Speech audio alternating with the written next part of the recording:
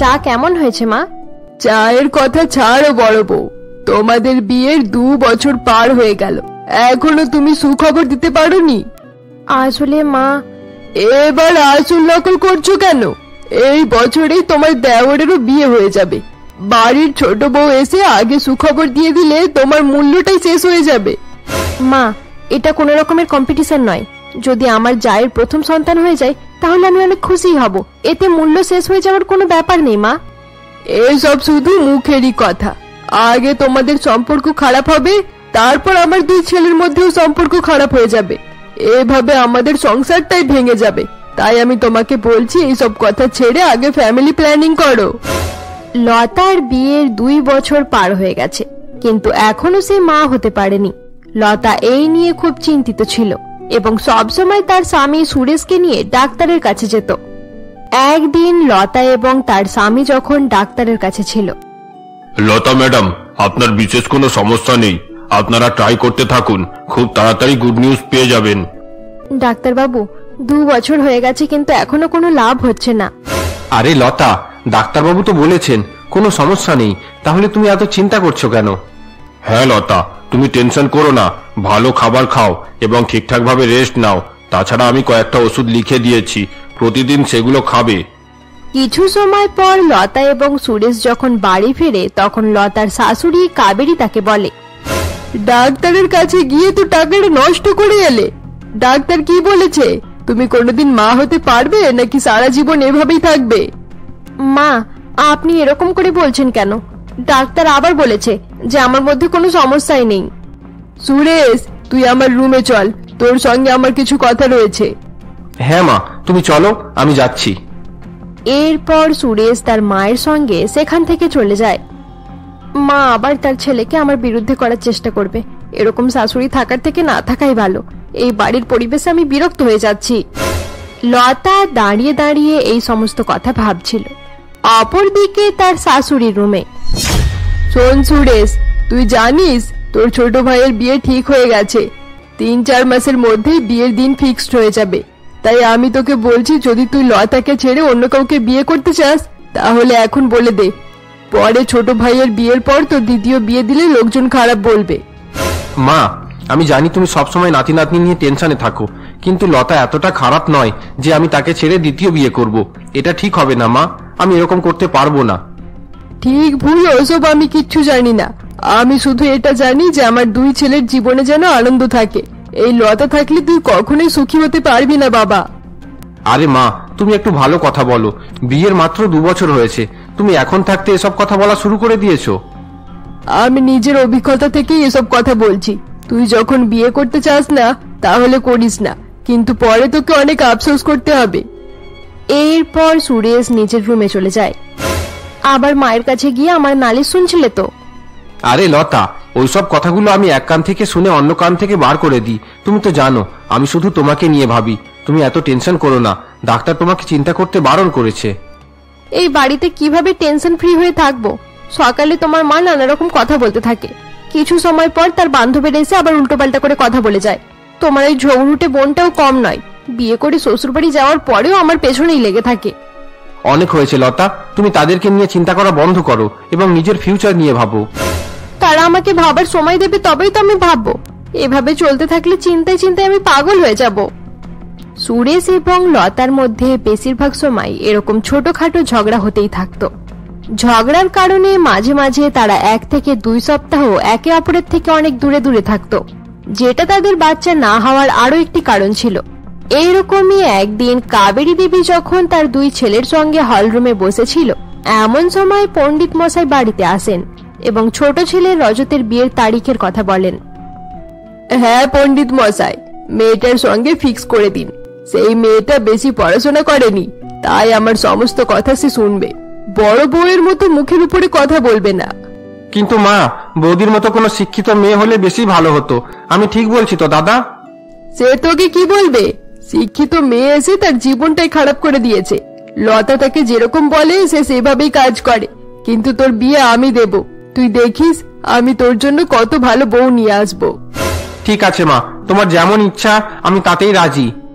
কয়েক মাস পর রজতের সঙ্গে এক গ্রামের মেয়ে পিঙ্কির বিয়ে হয়ে যায়। বিয়ের পর পিঙ্কি নিজের শ্বশুর বাড়িতে চলে আসে। রাতে পিঙ্কি যখন নিজের রুমে বসেছিল এমন সময় বড় বউ লতা তার কাছে আসে। পিঙ্কি, এই বাড়িতে তোমার কোনো জিনিসের প্রয়োজন হলে আমাকে বলবে, আমরা দুই বোনের মতোই এখানে থাকবো। লতা যখন পিঙ্কিকে এসব কথা বলছিল এমন সময় তার শাশুড়ি সেখানে চলে আসে। এসবের কোনো প্রয়োজন নেই পিঙ্কি, আমি তোমাকে যেইভাবে বলবো তুমি সেইভাবেই কাজ করবে। তোমার বড় যা নিজের সংসার খারাপ করে নিয়েছে, তাই তার কথা শুনে চললে তোমার সংসারটাও খারাপ হয়ে যাবে। মা, আপনি এরকম করে বলছেন কেন? যাও যাও, রান্নাঘরে যাও, বাড়িতে অনেক আত্মীয় আছে, তাদের খাবারের ব্যবস্থা করতে হবে। সেই দিন থেকে কাবেরী তার বড় বৌমাকে সবসময় বাড়ির কাজে ব্যস্ত রাখত এবং অপরদিকে ছোট বৌমাকে বাড়ির কোনো কাজ করতেই দিত না এবং সবসময় তার সামনে বড় বউয়ের বদনাম করত। লতা শিক্ষিত এবং বুদ্ধিমতী মেয়ে হওয়ার কারণে সবকিছু জানার পরেও তার শাশুড়িকে কিছুই বলতো না। এভাবেই কয়েক মাস কেটে যায়। একদিন হঠাৎ পিঙ্কির বমি হতে শুরু করে। কি হয়েছে পিঙ্কি, তোমার শরীর ঠিক আছে তো? বৌদি, আসলে পিঙ্কি, এই মহিলার থেকে তুমি দূরে থাকবে। এই মহিলার কাছাকাছি থাকলে তোমার সন্তানের ক্ষতি হতে পারে। পিঙ্কি, তুমি প্রেগনেন্ট? এই কথা আমাকে জানাওনি কেন? হ্যাঁ দিদি, আমি প্রেগনেন্ট। মা বারণ করেছিল তাই তোমাকে বলিনি। শোনো বড় বউ, তুমি পিঙ্কির কাছাকাছি আসার একদমই চেষ্টা করবে না। তুমি যদি পিঙ্কির সাহায্য করতে চাও তাহলে শুধু তার জন্য ভালো ভালো খাবার রান্না করে তার ঘর পর্যন্ত পাঠিয়ে দিও। আমি একা পিঙ্কির দেখাশোনা করতে পারবো। শাশুড়ির মুখে এরকম কথা শুনে লতার খুব কষ্ট হয় এবং সে নিজের স্বামীকে গিয়ে সমস্ত কথা জানায়। তাহলে তুমি কি বলতে চাইছো লতা? আমি কি অপয়া যে আমি পিঙ্কির কাছে চলে গেলে তার সন্তান নষ্ট হয়ে যাবে? মা বলেছে আমি যেন সবসময় পিঙ্কির থেকে দূরে দূরে থাকি। আমি কি এই বাড়ির চাকর? আমি একা বাড়ির সমস্ত কাজ করি, কোনোদিন এই ব্যাপারে নালিশও করি না। তারপরেও মা আমার সঙ্গে খারাপ ব্যবহার করে। তুমি এরকম ভাবছো কেন? আমি ভেবে নিয়েছি এবার আমি বাপের বাড়ি চলে যাব। দিন দিন তোমার মায়ের ব্যবহার আরো বেশি খারাপ হয়ে যাচ্ছে। আরে লতা, আমি তোমাকে কতবার বলেছি মায়ের কথায় কিছু মনে করতে হবে না, কিন্তু তুমি সব সময় আমাকে এই কথা বলতে থাকো। এবার মনে হচ্ছে মায়ের কথা শুনে অন্য বিয়ে করে নিলেই বেশি ভালো হতো। কি বললে তুমি? যাও, দ্বিতীয় বিয়ে করে নাও। আমি নিজের বাপের বাড়ি চলে যাচ্ছি। এরপর লতা বাড়ি থেকে বেরিয়ে পড়ে এবং নদীর পাড়ে গিয়ে বসে পড়ে। যখনই লতার মন খারাপ হতো তখনই সে এই জায়গায় এসে বসে থাকতো। আমি কার ক্ষতি করেছি যার জন্য আমার সঙ্গে এইসব হচ্ছে? এবার তো আমি সবার চোখে অপয়া হয়ে গেছি। এতদিন সন্তান না হওয়ার দুঃখ ছিল, কিন্তু এবার মায়ের কথা শুনে মনে হলো আমি কোনো গর্ভবতী মহিলার কাছে গেলে তার সন্তান নষ্ট হয়ে যাবে। লতা এই সমস্ত কথা ভেবে কান্নাকাটি করতে থাকে। লতা দুঃখী মনে বসেছিল এমন সময় তার স্বামী সেখানে আসে। আমি জানতাম লতা তুমি এখানে বসে থাকবে, আর কতক্ষণ এখানে বসে কান্নাকাটি করবে? চলো বাড়ি ফিরে চলো। সুরেশ, তুমি আমাকে কোন বাড়িতে যাওয়ার কথা বলছো? আজ পর্যন্ত ভাবতাম সেটা আমার বাড়ি, কিন্তু এবার মনে হয় আমি সেই বাড়ির একজন চাকর। এরকম করে বলো না লতা, আমি জানি আমাদের মধ্যে সম্পর্ক অনেক খারাপ হয়ে গেছে এবং মায়ের নানা রকম কথার কারণেই এটা হয়েছে, কিন্তু তুমি ভালো করেই জানো আমি তোমাকে অনেক ভালোবাসি। আমার ভালোবাসার জন্য বাড়ি ফিরে চলো। শুধুমাত্র তোমার ভালোবাসার কারণেই মায়ের কথাগুলো সহ্য করি, কিন্তু সুরেশ আমি আর এই সমস্ত কিছু সহ্য করতে পারছি না। লতা অনেক লেখাপড়া করা মেয়ে ছিল। সে চাইলে সহজেই সুরেশকে ছেড়ে দিয়ে কোনো ভালো কোম্পানিতে চাকরি করে নতুন ভাবে নিজের জীবন শুরু করতে পারত, কিন্তু সে সুরেশকে অনেক ভালোবাসতো, তাই তাকে ছাড়তে চাইতো না। এইবারেও লতা তার স্বামীর কথায় শ্বশুর বাড়ি ফিরে যায়। পরের দিন সকালে। আরে দিদি, তুমি কি কোথাও গিয়েছিলে? হ্যাঁ, আমি একটু মন্দিরে গিয়েছিলাম। কেন, কি হয়েছে? আজ আমার ফুচকা খাওয়ার খুব ইচ্ছে হচ্ছে। মা বলেছে বাইরের ফুচকা খেলে শরীর খারাপ হতে পারে, তাই তুমি বাড়িতে ফুচকা বানিয়ে দিলে বেশি ভালো হতো। পিঙ্কি, আমার শরীরটা একদম ভালো নেই, আমি কাল তোমার জন্য ফুচকা বানিয়ে দেব। কাল বানাবে কেন? পিঙ্কি আজকে ফুচকা খেতে চাইছে, তাই আজকেই তোমাকে বানিয়ে দিতে হবে।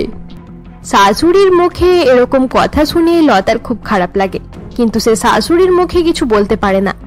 এরই মধ্যে তার স্বামী সুরেশও সেখানে চলে আসে।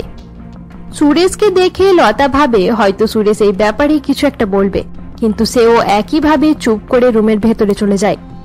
কিছু সময় পর সুরেশ যখন রুমের ভেতরে বসেছিল এমন সময় লতা সেখানে আসে। এই বাড়িতে কাজ করতে করতে আমি একেবারে শেষ হয়ে যাব। কি হয়েছে লতা, তুমি এত রেগে আছো কেন? তুমি কখনো আমার হয়ে কিচ্ছু বলো না কেন? তুমি ভালো করেই জানো আমি সকাল থেকে কিচ্ছু খাইনি, আর আমার শরীরটা খারাপ, তারপরেও তুমি তাদেরকে কিচ্ছু বললে না। আরে আমি বুঝতে পারলাম না কি বলবো, তাই রুমে চলে এলাম। এরপর সুরেশ এবং লতা বাইরে যাওয়ার জন্য বেরিয়ে পড়ে। কাবেরী দেবী তার বড় বৌমাকে স্বামীর সঙ্গে বাইরে যেতে দেখে মনে মনে প্রচন্ড রেগে যায়। সে প্রথম থেকে চাইতো তার ছেলে যেন লতাকে ছেড়ে দিয়ে অন্য একটা বিয়ে করে। এভাবে দেখতে দেখতে আরো 7 মাস কেটে যায় এবং কাবেরী দেবী একইভাবে লতার উপরে অত্যাচার করতে থাকে। শোনো লতা, পিঙ্কি ডেলিভারির আর বেশি সময় বাকি নেই। কাল বাড়িতে অনেক আত্মীয় আসবে, তাই তোমাকে আজ থেকেই তাদের জন্য মিষ্টি বানিয়ে রাখতে হবে। তুমি যাও, আজকের রান্নাটা এখনই গিয়ে শেষ করে ফেলো, তারপর মিষ্টি বানাতে শুরু করবে। তাছাড়া আর কি কি রান্না করতে হবে সেটা পিঙ্কি তোমাকে লিস্ট করে দিয়ে দেবে। আপনি ঠিক বলেছেন মা, আমি লিস্ট বানিয়ে দিদিকে দিয়ে দেব। কাল আমার মা বাবা আর দাদা বৌদিও আসবে, তাদের জন্য ভালো ভালো খাবার বানাতে হবে। দিদি, আমি তোমাকে এখনই লিস্ট দিয়ে দিচ্ছি, দাদা বাজার করে নিয়ে এলে কাল তুমি সবার জন্য রান্না করবে। এরপর পিঙ্কি একটি লিস্ট বার করে লতার হাতে তুলে দেয়। খাবারের লিস্ট দেখার পর লতা অবাক হয়ে যায়। এত রকমের খাবার আমি একা কিভাবে বানাবো? বাইরের কাউকে রান্নার জন্য বলে দিলেই তো বেশি ভালো হতো। তুমি খাবার বানাবে না তো কে বানাবে? একটা কথা ভালো করে শুনে রাখো, কাল তোমাকে সামনে আসতে হবে না। তুমি পিঙ্কির সন্তানের জন্য অপয়া, তাই রুমের মধ্যে সারাদিন না থেকে এসব রান্না করে সময় কাটাবে। শাশুড়ির কথা শুনে লতা অনেক কষ্ট পায়। সুরেশ তার মায়ের উপর কোন রকমের কথা বলতে পারতো না, তাই লতা সুরেশকে এই ব্যাপারে না জানিয়ে দুঃখী মনে রান্না করতে চলে যায়। লতা রান্নাঘরে গিয়ে রান্নার কাজে ব্যস্ত হয়ে যায়। অপরদিকে ছোট বউ পিঙ্কি রজতকে বলে, আচ্ছা রজত, তুমি ডেকোরেশনের সমস্ত জিনিসগুলো নিয়ে এসেছো তো? হ্যাঁ, সবকিছু নিয়ে এসেছি, এখনই কাজ শুরু করে দিচ্ছি। আরে তোমাকে করতে হবে না, তোমার বৌদি আছে তো, সে কেন শুধু শুধু বসে থাকবে? তাকে দিয়ে ডেকোরেশনের কাজগুলো করিয়ে নাও। আচ্ছা ঠিক আছে, আমি তাহলে বৌদিকে গিয়ে বলে আসছি। এরপর রজত রান্নাঘরে তার বৌদির কাছে যায়। বৌদি, আমি ডেকোরেশনের জিনিসগুলো নিয়ে এসেছি, তোমার রান্নার কাজ শেষ হলে হলরুম ডেকোরেশন করে দিও। আমার কাছে বেশি সময় নেই রজত, আমার অনেক কাজ পড়ে আছে, আমি ডেকোরেশনের কাজ কিভাবে করব? আরে বৌদি, বাড়িতে এত বড় ফাংশন আছে, ডেকোরেশনের কাজ তুমি না করলে কে করবে? আমি করে নিতাম, কিন্তু আমি পিঙ্কিকে নিয়ে বাইরে যাচ্ছি, বাইরে গিয়ে তার পছন্দের গহনা কিনতে হবে। রজত এই বলে সেখান থেকে চলে যায়। লতা প্রত্যেকটা কাজে খুব এক্সপার্ট ছিল, তাই রান্না করার সঙ্গে সঙ্গে সে হলরুম ডেকোরেশন করতে শুরু করে দেয়। লতা যখন হলরুমে ডেকোরেশনের কাজ করছিল, এমন সময় রজত ও পিঙ্কি শপিং করে বাড়ি ফিরে আসে। আরে দিদি, এখনো ডেকোরেশনের কাজ শেষ হয়নি? এবার আমি বুঝতে পারলাম তুমি ইচ্ছে করেই দেরি করছো, কারণ আমাকে দেখে তোমার হিংসে হচ্ছে। আমার সন্তান হতে চলেছে আর তোমার হচ্ছে না, তাই তুমি সহ্য করতে পারছো না। পিঙ্কি, আমি রান্না করছিলাম, তাই এত লেট হয়ে গেছে। আমাকে এতগুলো কাজ দিয়ে দিলে আমি একা কিভাবে সামলাবো? থাক বৌদি, তোমাকে আর কিছু বলতে হবে না, এই কাজটা আমি করে নিলেই ভালো হতো। তোমাকে ডেকোরেশনের কাজ দিয়ে বড় ভুল হয়ে গেছে। তুমি একদম ঠিকই বলেছো রজত, আর সামান্য কাজ বাকি আছে, এটা তুমি করে নাও। দিদি এখানে দাঁড়িয়ে থাকলে আমাদের জন্য ভালো হবে না। কিছু সময়ের মধ্যেই আত্মীয়রা চলে আসবে, তারা দিদিকে এখানে দাঁড়িয়ে থাকতে দেখলে উল্টোপাল্টা কথা বলবে। পিঙ্কির মুখে এসব কথা শোনার পর লতা অনেক দুঃখী হয়ে যায় এবং নদীর ধারে গিয়ে বসে পড়ে। অনেক হয়েছে, এবার আমাকে সিদ্ধান্ত নিতেই হবে। আমি এই বাড়ি ছেড়ে চলে যাব। আমি কাউকে কিছু বলি না, তাই সবাই আমাকে অপমান করতেই থাকে। আজকাল পিঙ্কি আর রজত আমাকে উল্টোপাল্টা কথা বলতে শুরু করেছে। লতা এই সমস্ত কথা ভেবে কান্নাকাটি করছিল। এমন সময় সে দেখে নদীতে একটি ঝুড়ি ভেসে আসছে। লতা নদী থেকে সেই ঝুড়ি তুলে নেয় এবং তার ভেতরে দেখে অবাক হয়ে যায়। এটা কি? বাস্কেটের ভেতরে একটা বাচ্চা আছে, দেখে মনে হচ্ছে মাত্র 2-3 দিনের সন্তান। আরে এখানে একটা চিঠিও আছে দেখছি। এরপর লতা বাস্কেট থেকে চিঠি বার করে নেয় এবং সেটা পড়তে শুরু করে।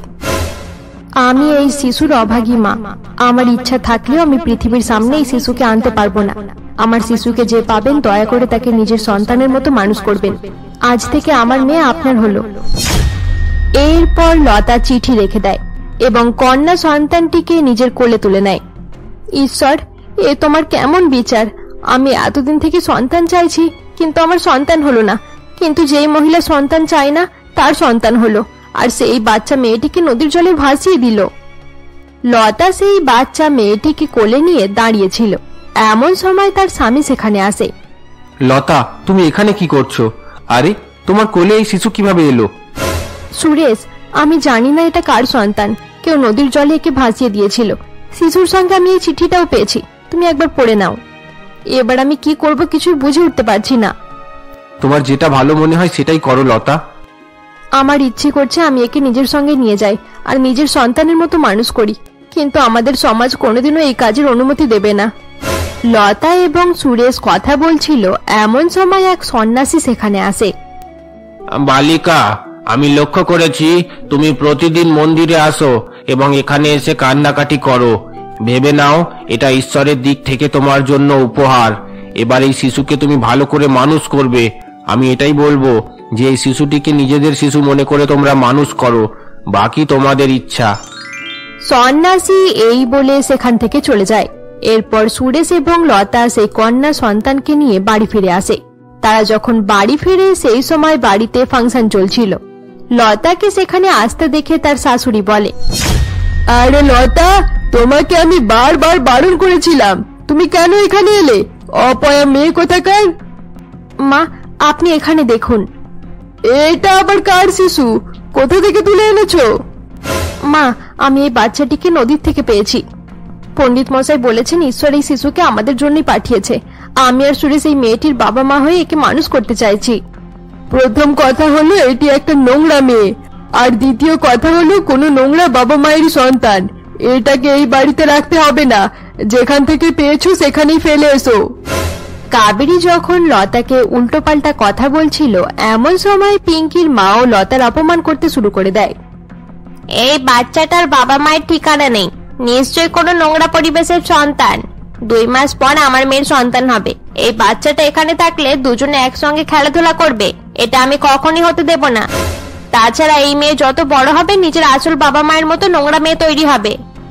হ্যাঁ হ্যাঁ, তুমি একদম ঠিকই বলেছো পিঙ্কির মা।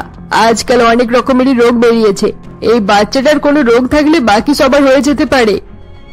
মা, আমার মনে হচ্ছে দিদি ইচ্ছে করে এই নাটকগুলো করছে। দিদি চাইছে আমার সন্তান যেন কারোর ভালোবাসা না পাক, তাই এই বাচ্চা নিয়ে এসে তার মাধ্যমে নিজের খেলা দেখাতে চাইছে। লতা, এখনই এই বাচ্চাটাকে মন্দিরে রেখে এসো। আমরা এই বাচ্চাকে এখানে থাকতে দেব না। নিজে তো সন্তান জন্ম দিতে পারোনি, এবার অন্য কারোর বাচ্চাকে মায়ের ভালোবাসা দিতে চাইছো। তুমি কি করে জানবে মায়ের ভালোবাসা কেমন হয়? লতা সবার কথা শুনে কান্নাকাটি করতে থাকে, কিন্তু তারপরেও সবাই তাকে উল্টোপাল্টা করে বলতেই থাকে। সবার কথা শুনে সুরেশ আর শান্ত হয়ে থাকতে পারে না। চুপ করো সবাই। এই মেয়েটি আজ থেকে আমার এবং লতার মেয়ে। আমরা এই সন্তানের বাবা মা। এই বাচ্চার থেকে যার যার সমস্যা আছে তারা এই বাড়ি ছেড়ে এখনই বেরিয়ে যেতে পারো। সুরেশ, তোর এইভাবে কথা বলার সাহস কিভাবে হয়? নিশ্চয়ই লতা তোকে এভাবে কথা বলা শিখিয়েছে। লতা আমাকে কেন শেখাবে? আমি অনেক চুপ করে থেকেছি। আমি কোনোদিন লতার হয়ে কথা বলিনি, কিন্তু আজ এই শিশুর ব্যাপারে এত খারাপ খারাপ কথা শোনার পর আমি চুপ করে থাকতে পারলাম না। তোমরা কেমন মা যারা সব ছেলে মেয়েদেরকে সমানভাবে ভালোবাসে, কিন্তু তোমাদের মনে এই শিশুর জন্য একটু দয়া নেই এবং তোমরা নিজেদেরকে মা বলে দাবি করছো? সুরেশ, চুপ করো। তুমি এরকম করে বলছো কেন? লতা, আর কাউকে ভয় পেতে হবে না। এটা আমাদের মেয়ে। যাও, তুমি মেয়েকে নিয়ে বাড়ির ভিতরে যাও। আমি দেখব কে তোমাকে আটকায়। এরপর লতা এবং সুরেশ সেই সদ্যজাত শিশুকে নিয়ে রুমের ভেতরে চলে যায়। এরপর ফাংশন শেষ হয়ে যায় এবং সবাই নিজের নিজের বাড়ি ফিরে যায়। সেই দিন রাতের বেলা পিঙ্কি তার শাশুড়ির রুমে আসে। মা, আপনি দেখলেন তো, আপনার বারণ করার পরেও একটা নোংরা সন্তান এই বাড়িতে থেকে গেল। একদম ঠিক বলেছো। সুরেশও আমার উপরে কথা বলা শুরু করে দিয়েছে। তুমি চিন্তা করো না, আমি ওই অবৈধ সন্তানকে তোমার সন্তানের আশেপাশেও যেতে দেব না। এভাবেই বেশ কিছু দিন কেটে যায়। কাবেরী দেবী সুযোগের অপেক্ষা করছিল যাতে সেই শিশুকে বাড়ি থেকে বার করে দিতে পারে। অপরদিকে বাচ্চা পাওয়ার পর লতা অনেক খুশি ছিল। একদিন লতা এবং সুরেশ যখন তাদের রুমে ছিল। লতা, তুমি ছাড়া অন্য কেউ এই বাচ্চাকে ভালোভাবে মানুষ করতে পারতো না। আমি বুঝতে পারছি এই বাচ্চা পাওয়ার পর তুমি অনেক হ্যাপি আছো। শুধু আমি হ্যাপি আছি, তুমি কি এটাতে হ্যাপি নাও? হ্যাঁ, অবশ্যই আমিও অনেক হ্যাপি। আমার লতা যাতে খুশি, আমিও তাতেই খুশি। এভাবে আরো কয়েকদিন কেটে যায়। এক রাতে বাচ্চা মেয়েটি খুব কান্নাকাটি করতে শুরু করে। লতা তাকে কোলে নিয়ে চুপ করানোর চেষ্টা করে, কিন্তু বাচ্চার কান্না বন্ধই হয় না। অপরদিকে রুমের ভেতর থেকে পিঙ্কি কান্নার আওয়াজ পায় এবং প্রচন্ড রেগে যায়। যখন থেকে এই অবৈধ সন্তান বাড়িতে এসেছে, রাত রাত পর্যন্ত কান্নাকাটি করতে থাকে। এরকম বাচ্চা মরে যেতে পারে না। অপরদিকে বাচ্চাটি অতিরিক্ত কান্নাকাটি করায় লতা সুরেশের কাছে আসে।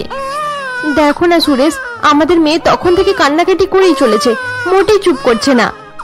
আরে লতা, সদ্যজাত শিশুরা এভাবে কান্নাকাটি করতে থাকে, এটা নিয়ে তুমি চিন্তা করো না। অনেক রাত হয়ে গেছে, তুমি বাচ্চাকে আমার কাছে দিয়ে দাও আর ঘুমিয়ে পড়ো। না না, আমি একে এভাবে ছেড়ে ঘুমাতে পারবো না। তুমি ঘুমিয়ে পড়ো। একে ঘুম পাড়ানোর পর আমিও ঘুমিয়ে পড়বো। এরপর সুরেশ ঘুমিয়ে পড়ে। লতা বাচ্চাটিকে চুপ করাতে করাতে হলরুমে গিয়ে বসে পড়ে। পরের দিন সকালে সুরেশ ঘুম থেকে উঠে হলরুমে গিয়ে দেখে লতা তখনও বাচ্চাটিকে নিয়ে বসে রয়েছে, কিন্তু ততক্ষণে বাচ্চাটি শান্ত হয়ে গিয়েছিল। লতা, তুমি এখনো জেগে আছো? এবার বাচ্চাটা আমাকে দিয়ে দাও, যাও ঘুমিয়ে পড়ো। আর কোনো চিন্তা নেই সুরেশ, আমাদের মেয়েটি এবার ঘুমিয়ে পড়বে। তুমি চলো, আমি বাচ্চাকে কিছু খাইয়ে রুমে যাচ্ছি। এরপর সুরেশ সেখান থেকে চলে যায়। সুরেশের চলে যাওয়ার পর লতার শাশুড়ি হাতে একটি জুসের গ্লাস নিয়ে তার কাছে আসে। আমি তো তোমাকে আগেই বলেছিলাম তুমি ভালো মা হতে পারবে না। সারা রাত বাচ্চাটা কান্নাকাটি করছিল, একটা বাচ্চাকে চুপ করিয়ে রাখতেও পারলে না। আচ্ছা, ওসব কথা থাক, তুমি সারা রাত জেগে আছো। এই নাও, এই জুসটা খেয়ে নিয়ে ঘুমিয়ে পড়ো। আজ বরং রান্নার কাজটা আমিই করে নেব। ঠিক আছে মা, আমি জুস খেয়ে নিচ্ছি। লতা এই বলে তার শাশুড়ির দেওয়া জুস খেয়ে নেয়। জুস খাওয়ার সঙ্গে সঙ্গে লতা সোফার উপরেই ঘুমিয়ে পড়ে। সে ঘুমিয়ে পড়ার পর কাবেরী দেবী বাচ্চাটিকে তুলে নেয়। লতা ঘুমিয়ে পড়েছে। আমি রোড সাইড কয়েকজন যাযাবরকে আসতে বলেছি, এবার এই বাচ্চাকে তাদের হাতেই তুলে দেব। এরপর কাবেরী দেবী বাচ্চার জায়গায় কাপড়ের মধ্যে একটি বালিশ গুটিয়ে সেখানে রেখে দেয় এবং বাচ্চাটিকে নিয়ে নিজের রুমে চলে যায়। কিছু সময় পর দুই যাযাবর মহিলা কাবেরী দেবীর কাছে আসে। ভালো করে শোনো, এই বাচ্চাটিকে নিয়ে অনেক দূরে চলে যেও। যদি কোনোভাবে তোমরা ধরা পড়ে যাও, তাহলে ভুলেও বলবে না যে আমি এই কাজটা করিয়েছি। তোমরা বলবে যে এটা তোমার সন্তান। তারপরেও যদি কেউ বিশ্বাস না করে, তাহলে বলবে তুমি এই শিশুকে জলে ভাসিয়ে দিয়েছিলে। এটাই তোমার জন্য যথেষ্ট। ঠিক আছে কাকিমা, এমনটাই করব। এবার কিছু টাকা দিলে ভালো হয়। এই নাও, তোমাদেরকে 10,000 টাকা দিচ্ছি। মনে থাকে যেন, কেউ যেন না জানতে পারে। কেউ কিচ্ছু জানতে পারবে না কাকিমা, তোমাকে এত চিন্তা করতে হবে না। যাযাবর মহিলা কাবেরী দেবীর থেকে টাকা এবং বাচ্চাটিকে নিয়ে বাড়ি থেকে বেরিয়ে পড়ে। তারা যখন বাগানের দিক থেকে বাইরে যাচ্ছিল, এমন সময় সুরেশ তাদেরকে দেখে ফেলে এবং তাদের কাছে গিয়ে বাচ্চাটিকে কেড়ে নেয়। এটা তো আমার মেয়ে, তোমার সাহস কি করে হলো? তোমরা আমাদের বাড়িতে এসে আমার বাচ্চাকে চুরি করেছো? আরে দাদা, আমরা কেন সন্তান চুরি করতে যাব? এটা আমার বাচ্চা, আমি বাচ্চাটিকে জলে ভাসিয়ে দিয়েছিলাম। আচ্ছা, এটা তোমার মেয়ে। এবার বলো, এই মেয়েটার জন্মের কতদিন হয়েছে? 20 দিন নাকি 25 দিন? দাদা, 20 দিন হয়েছে। আরে না না না, 25 দিন হয়েছে। আচ্ছা, এই ব্যাপার। এই বাচ্চাটি জন্ম নেওয়ার 1 সপ্তাহ পূরণ হয়নি এখনো। তোমরা দাঁড়াও, আমি পুলিশ ডাকছি। পুলিশ এসে সবকিছু ঠিক করবে। কি বললেন? পুলিশ? না দাদা, পুলিশকে ডাকতে হবে না। কাকিমা আমাদেরকে এসব করতে বলেছিল, সাথে 10,000 টাকাও দিয়েছে। না হলে আমরা কোনোদিনও এরকম কাজ করতাম না। যাযাবর মহিলা ভয় পেয়ে সুরেশকে সমস্ত সত্যি কথা জানিয়ে দেয়। অপরদিকে কাবেরী দেবী দূরে দাঁড়িয়ে সবকিছু দেখে। সর্বনাশ হয়ে গেল, মেয়েটা সব সত্যি কথা বলে দিল। আমার এত টাকাও জলে চলে গেল। যাই, এবারে গিয়ে নিজেকে বাঁচানোর চেষ্টা করি। কি রে মেয়ে, তুই এত মিথ্যে কথা বলছিস কেন? আমি তো কোনোদিনও তোকে দেখিনি। আচ্ছা, এবার না চেনার নাটক করছো? তুমি নিজেই ফোন করে আমাদেরকে এখানে ডেকেছিলে। মা, আমি কোনোদিন ভাবিনি যে তুমি এরকম কাজ করতে পারবে। এই ছোট বাচ্চা তোমার কি ক্ষতি করেছিল? তুমি কেন এর পেছনে পড়ে আছো? সুরেশ, আগে তুই আমার কথাটা শোন, আমি এদেরকে চিনি না।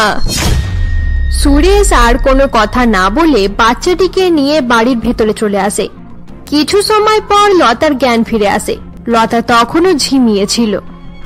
লতা, তুমি এত কেয়ারলেস ভাবে আমাদের বাচ্চাটিকে রেখে ঘুমিয়ে পড়েছিলে কেন? মা দুজন রোড সাইড মহিলাকে বাচ্চাটা দিয়ে দিয়েছিল। আমি না দেখলে তারা আমাদের মেয়েকে নিয়ে চলে যেত। সুরেশ, আমি তো বাচ্চাকে ঘুম পাড়ানোর জন্য রুমে যাচ্ছিলাম, সেই সময় মা এসে আমাকে জুস খেতে দিয়েছিল। সেই জুসটা খাবার পর আমি কখন ঘুমিয়ে পড়লাম আমার তো আর কিছুই মনে নেই। তার মানে মা তোমার জুসের মধ্যে কিছু মিশিয়ে দিয়েছিল? তুমি কি বলছো? আমি তো কিছুই বুঝতে পারছি না। মা আমার জুসের মধ্যে কিছু মেশাতে যাবে কেন? লতা, মা যেই কাজ করেছে এবার থেকে আমি তার উপর বিশ্বাস করতে পারবো না। শোনো, আজকের পর থেকে তুমি মায়ের উপর বিশ্বাস করবে না এবং তার দেওয়া কিছু খাবে না।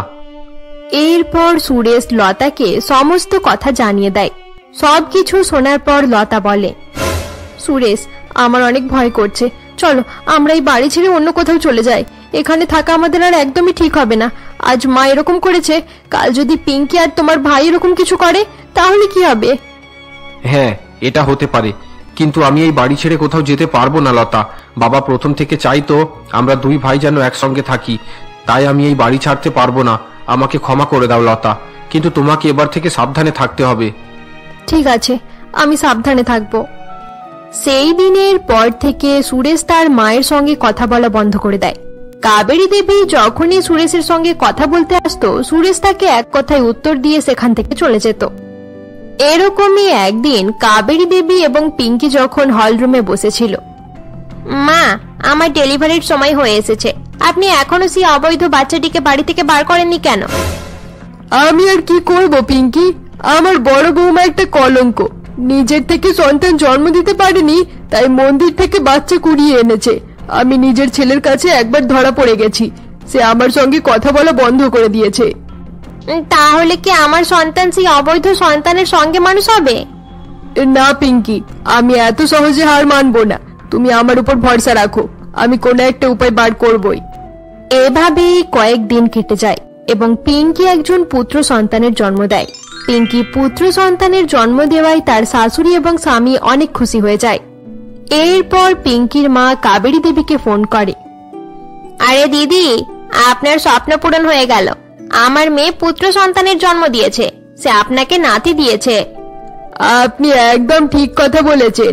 আমি প্রথম থেকেই জানি আমার ছোট বৌমা অনেক ভালো। আমার বড় বৌমা একটা অপয়া মেয়ে। তাহলে কি ভাবলেন দিদি, সে অবৈধ সন্তানের কি করবেন? আপনি যেমন বলেছিলেন আমি যাযাবর মহিলাকে ডেকে সেভাবে কাজ করেছিলাম, কিন্তু শেষ সময় সুরেশ তাদেরকে ধরে ফেললো। আরে তাতে কোনো ব্যাপার নেই, এবার আপনার নিজের নাতি এসে গেছে। আজ থেকে আপনি লতা আর তার অবৈধ মেয়েকে এত বিরক্ত করা শুরু করুন যাতে তারা নিজেরাই বাড়ি ছেড়ে পালিয়ে যায়। পিঙ্কির মা এই বলে ফোন রেখে দেয়। এরপর থেকে কাবেরী দেবী লতার উপর সবসময় রাগারাগি করতে শুরু করে। দেখতে দেখতে 5 বছর কেটে যায়। লতার মেয়ে একটু একটু বড় হওয়ার সঙ্গে সঙ্গে কাবেরী দেবী তার উপরেও রাগারাগি করতে শুরু করে।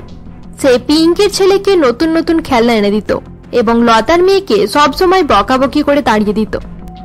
একদিন কাবেরী দেবী যখন বাজার থেকে ফিরে আসে। আরে পিঙ্কি, আমার নাতি কোথায়? সে অনেক সময় থেকেই সে অবৈধ মেয়ের সঙ্গে খেলাধুলা করছে। কাবেরী দেবীর আওয়াজ পেয়ে পিঙ্কির ছেলে ছুটে ছুটে তার কাছে আসে। ঠাকুমা, আমার জন্য কি এনেছো? এই নে, আমি তোর জন্য চিপস এনেছি, ভালো করে খাস। ঠাকুমা, আমার জন্য কি এনেছো? তুই কে যে আমি তোর জন্য বাজার থেকে কিছু কিনে আনবো? তুই আমাদের কেউ নয়। আর একটা কথা, আমাকে ঠাকুমা বলে ডাকবি না, আমি তোর কেউ নয়। যা, নিজের মায়ের কাছে যা। পরের বার থেকে আমার নাতির সঙ্গে খেলাধুলা করবি না একদম। ঠাকুমা, এই মেয়েটা আমাদের ঘরের কেউ নয়, তাহলে মেয়েটা কে? এই মেয়েটা মন্দিরে পড়েছিল, ভিখিরি ঘরের মেয়ে। এই মেয়ের সঙ্গে বেশি খেলাধুলা করবি না। কাবেরীর মুখে এরকম কথা শুনে লতার মেয়ে কান্নাকাটি শুরু করে দেয়। সেই সময় সেখানে লতা চলে আসে। মা, একটা বাচ্চা মেয়েকে এভাবে বলছেন কেন? সত্যি কথা বলতে আবার লজ্জা কিসের? এমনিতেই পরে সে আসল কথাগুলো জানতেই পারবে, তাই আগে থেকেই তাকে আমি জানিয়ে দিলাম। মা, আপনি বাচ্চা মেয়েকে এরকম করে বলছেন কেন? আমি আর সুরেশদের বাবা মা। এই নাও, এবার দিদি তোমার উপর রাগ দেখানোর চেষ্টা করছে। তোমার যখন এতই কষ্ট হচ্ছে তাহলে তুমি মেয়েটাকে নিয়ে এখান থেকে অন্য কোথাও চলে যাচ্ছ না কেন? এই মেয়ে আমার ছেলের সঙ্গে খেলাধুলা করে, এটা আমার মোটেও ভালো লাগে না। তোমার যখন দুজনের খেলা একসঙ্গে পছন্দ হয় না, তাহলে তুমি নিজের ছেলেকে নিয়ে এখান থেকে চলে যাচ্ছ না কেন? এত কিছু বলার আগে তোমার একবার ভেবে দেখা দরকার ছিল। তুমি একজন গ্রামের মেয়ে, তুমি মাধ্যমিকও দিয়েছো কিনা তারও ঠিক ঠিকানা নেই, তাই অন্য কারোর ব্যাপারে কথা বলা বন্ধ করো। হ্যাঁ, পড়াশোনা করি আর নাই করি তাতে কি হয়েছে? আমি একটা ছেলের জন্ম দিয়েছি, এই বাড়িতে আমার জন্য একটা পুত্র সন্তান আছে, এটাই যথেষ্ট। তুমি তর্ক করার আগে নিজের কথা ভাবো। একটা সন্তানের জন্ম দিতে পারলে না, তার উপর আবার বড় বড় কথা বলছে। একদম মুখ সামলে কথা বলো পিঙ্কি। পিঙ্কি তো একদম ঠিক কথাই বলছে। নিজের মেয়েকে সামলে রাখো, তাকে যেন আমার নাতির আশেপাশেও না দেখতে পায়। লতার ছোট মেয়ে জুলিকে কেউই পছন্দ করত না, সবাই তার উপর রাগারাগি করত। মেয়েটা 5 বছর বয়সে সবকিছু বুঝতে পেরে গিয়েছিল যে এই পৃথিবীতে তার বাবা মা ছাড়া আর কেউই নেই। এভাবেই দেখতে দেখতে আরো 5 বছর কেটে যায় এবং লতার মেয়ে 10 বছরের হয়ে ওঠে। আরে জুলি, তুমি এত দুঃখী হয়ে বসে আছো কেন? তোমার ঠাকুমা আবার কিছু বলেছে? মা, আমি কি এই বাড়ির কেউ নয়? এই বাড়িতে আমার সঙ্গে কেউ কথা বলে না, কেউ আমাকে ভালোবাসে না। আস্তে আস্তে সবকিছু ঠিক হয়ে যাবে জুলি, আমার তোমার উপরে বিশ্বাস আছে মা। তুমি একদিন অনেক বড় হবে, সবাই তোমার অনেক সম্মান করবে। এ নাও, আমি তোমার জন্য বই নিয়ে এসেছি। পড়াশোনার মাধ্যমেই তোমার জীবনে উন্নতি হবে, তুমি বইয়ের সঙ্গে বন্ধুত্ব করে নাও। তোমার মা একদম ঠিক বলেছে জুলি, তুমি এই বইয়ের সঙ্গে বন্ধুত্ব করে নিলে সবাই তোমাকে পছন্দ করবে এবং তোমার সঙ্গে বন্ধুত্ব করতে চাইবে। তার মানে আমি বইয়ের সঙ্গে বন্ধুত্ব করে নিলে সবকিছু ঠিক হয়ে যাবে? এরপর থেকে জুলি বেশিরভাগ সময় পড়াশোনা করত এবং ধীরে ধীরে সে পড়াশোনায় অনেক ভালো হয়ে ওঠে। অপরদিকে হল রুমে, এই নে রাজু, আরো একটু খেয়ে নে। না ঠাকুমা, আমার পেট ভরে গেছে, আমি আর খেতে পারবো না। কেন খাবি না? তোর ঠাকুরমা যেমন বলছে তেমন কর, খাওয়া দাওয়া কমিয়ে দিলে রোগা হয়ে যাবি। আচ্ছা রাজু, তোর টিচার বলছিল তুই ভালো করে পড়াশোনা করিস না। একটা কথা মনে রাখিস, তোকে সব সময় জুলির থেকে বেশি নাম্বার আনতে হবে। কি বললে?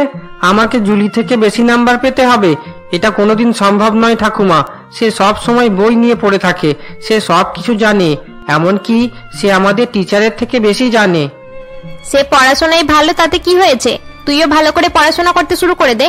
পড়তে বসে সব সময় তোর ঘুম পেয়ে যায়, আর তোর ঠাকুরমার কাছে গল্প শুনতে চাস। তুই কখনো ঠিকভাবে পড়তে বসিস না। আরে মা, ছোটবেলা থেকে আমি এসবই শিখেছি। ভালো করে খাও, ভিডিও গেম খেলো, আর গল্প শুনতে শুনতে ঘুমিয়ে পড়ো। এবার হঠাৎ করে কিভাবে সবকিছু ছেড়ে দেব? তাছাড়া তোমরা দুজন মিলে আমাকে জুলি থেকে আলাদা করে দিলে। আমি তার সঙ্গে থাকলে আমার পড়াশোনা ভালো হয়ে যেত। তোর দ্বারাই কিচ্ছু হবে না, ভালো করে আমার কথা শুনে রাখ। আজ সারা রাত তোকে পড়াশোনা করতে হবে। এরপর পিঙ্কি এবং তার শাশুড়ি সেখান থেকে চলে যায়। মা এবং ঠাকুমা নিজেরাই আমার অভ্যাস খারাপ করে দিয়েছে, এখন হঠাৎ করে আমাকে পড়াশোনা করতে বলছে। এদের কথা বাদ দিয়ে রুমে গিয়ে কোনো সিনেমা দেখি। এরকমই একদিন স্কুলে। তোমরা কারা কারা নেপালের রাজধানীর নাম জানো? হাত তোলো তো। ম্যাডাম, আমি পারবো। আরে বাহ জুলি, এই প্রশ্নের উত্তর শুধু তুমিই জানো। বলো তবে এর উত্তর কি হবে? ম্যাডাম, নেপালের রাজধানীর নাম কাঠমান্ডু। জুলি সব প্রশ্নের উত্তর পারে, নিশ্চয় কাকিমা জুলিকে সবকিছু শিখিয়েছে। রাজু সবসময় ভাবতো তার পড়াশোনা খারাপ হওয়ার পেছনে তার মূর্খ মায়ের দোষ। রাজু সবসময় দেখতো তার কাকিমা জুলিকে পড়তে বসায় এবং পড়াশোনায় তার হেল্পও করে এবং পড়াশোনায় তার সাহায্যও করে। সে মনে মনে নিজের কাকিমাকে খুব সম্মান করত, কিন্তু নিজের মা এবং ঠাকুমার ভয়ে সে জুলির সঙ্গে কথা বলতো না এবং পড়াশোনায় তার সাহায্যও চাইতে পারতো না। আমার মা যদি পড়াশোনা জানতো তাহলে আমিও পড়াশোনায় ভালো হতাম, তাহলে ক্লাসে উত্তর দিতে পারতাম। দেখতে দেখতে রাজু এবং জুলি বড় হয়ে ওঠে এবং উচ্চ মাধ্যমিকে পড়তে শুরু করে। একদিন লতা যখন তার মেয়েকে পড়াশোনায় সাহায্য করছিল, এমন সময় তার শাশুড়ি সেখানে আসে। কি রে লতা, এখানে বসে বসে এই অবৈধ মেয়ের পেছনে সময় নষ্ট করছিস কেন? যা তাড়াতাড়ি খাবার রান্না কর, বাড়িতে কিছু আত্মীয় আসবে। মা, কয়েকদিন পর জুলির পরীক্ষা আছে, তাই আমি তার পড়াশোনাতে সাহায্য করছি। আপনি বরং পিঙ্কিকে বলে দিন, সেই রান্না করে নেবে। কি বললে? পিঙ্কি রান্না করবে?